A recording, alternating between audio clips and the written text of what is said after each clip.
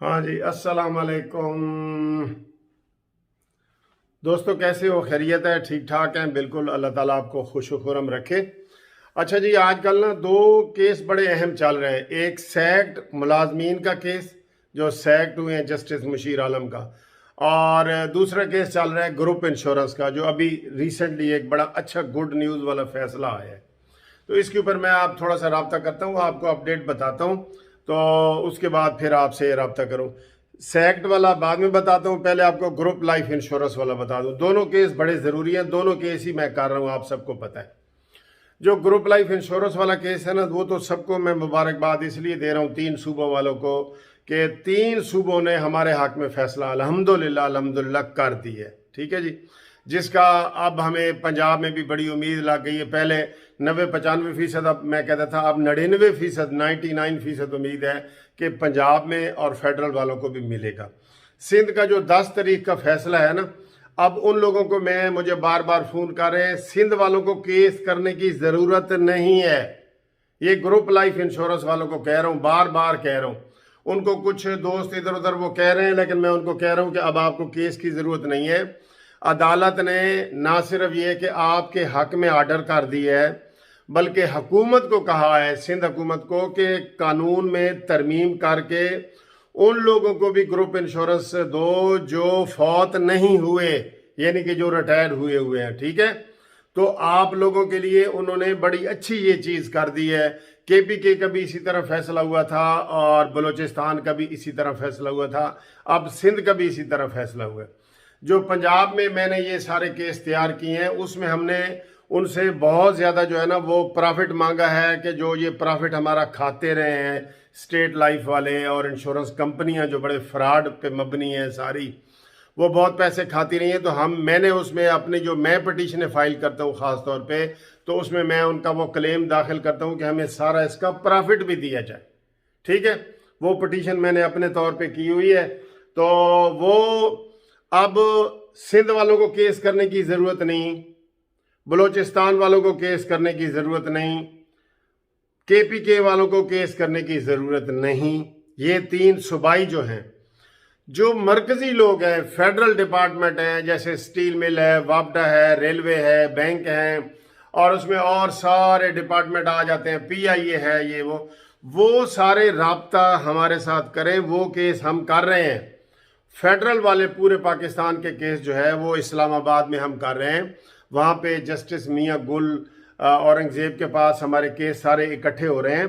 किसी वक्त भी वो डेट निकल आएगी, हम डेट नहीं आगे बता सकते, डेट जज ने लगानी होती है। ठीक है, और हमारी ये वीडियो भी जज भी सुन रहे हैं, हम किसी के साथ कोई फ्रॉड धोखा नहीं कर रहे। समझना ये कि मैं ये मेरा जो कानूनी टीवी है, ये सारे जज वकील सारे ये देखते हैं, इसमें कोई फ्रॉड नहीं है।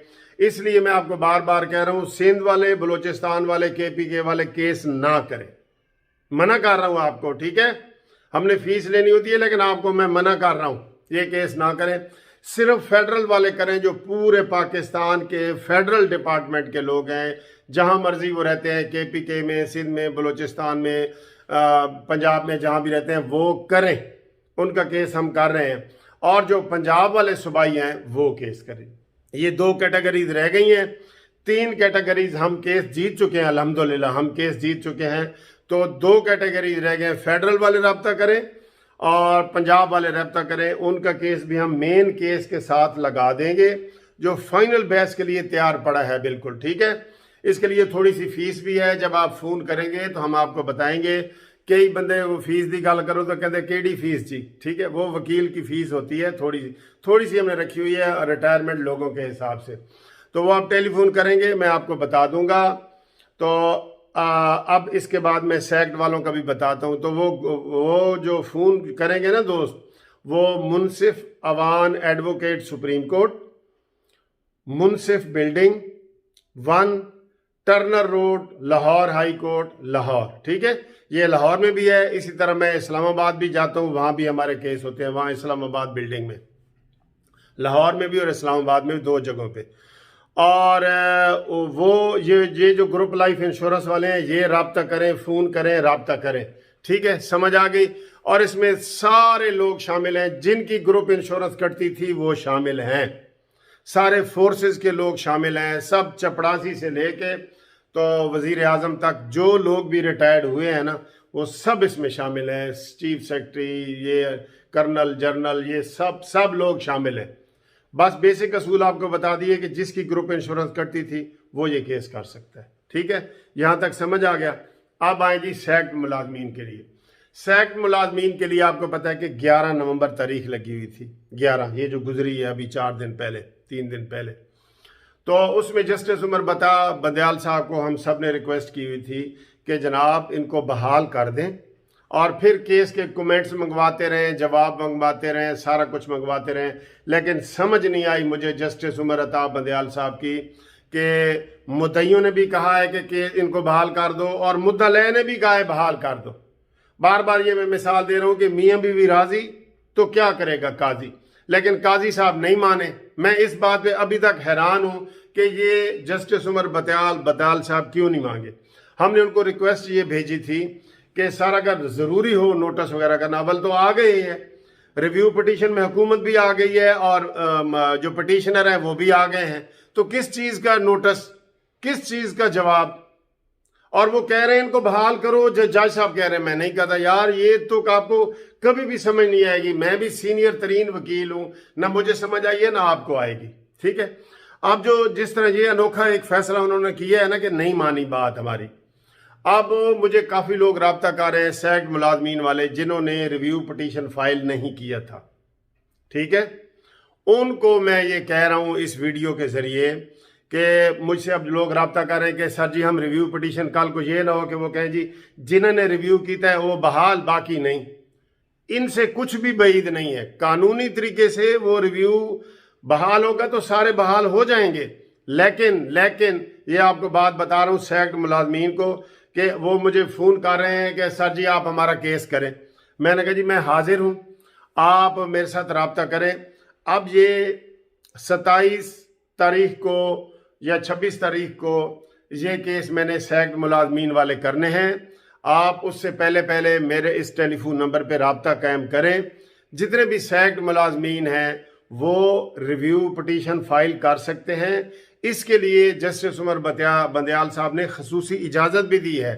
वैसे आपको पता है ना कानून में ये है, आर्टिकल 26 जो है 1980 रूल सुप्रीम कोर्ट का, उसमें यह है कि 30 दिन के अंदर अंदर रिव्यू होता है। लेकिन उमर बंदयाल साहब ने ये कह दिया है कि जो लोग करना चाहते हैं वो करें। अब इसको वो इंडिविजुअल भी जिक्र कर रहे हैं, मुझे इसकी भी समझ नहीं आ रही कि हर बंदा इनफरादी तौर पे जो है ना वो केस करे। ये लोगों के जेब पे बड़ा बोझ है। लेकिन अब आपको मैं कह रहा हूँ मुझे बहुत ज़्यादा लोग रब्ता कर रहे हैं, आप मेरे साथ रब्ता करें। टेलीफोन नंबर मैंने आपको दे दिया है। सैक्ड मुलाजमीन जिन्होंने रिव्यू करना है वो रिव्यू के लिए मुझसे रब्ता कायम करें। मैंने नंबर भी बता दिया है, नाम भी बता दिया है, स्क्रीन पे भी मेरा नाम आ रहा है। तो सैक्ड मुलाजमीन का जो रिव्यू है जो 29 तारीख को लगा हुआ है, जिन लोगों ने अभी रिव्यू नहीं किया, जिन डिपार्टमेंट ने रिव्यू नहीं किया, जिस ग्रुपों ने रिव्यू नहीं किया, किसी कल्ले बंदे ने रिव्यू नहीं किया, कोई भी हो, वो सारे रिव्यू के लिए राब्ता कायम करें।